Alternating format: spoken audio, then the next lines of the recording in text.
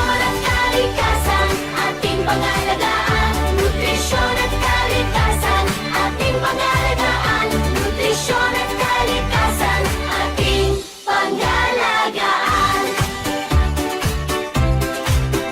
Sa bakuran at paalan, magtanim ng sama-sama.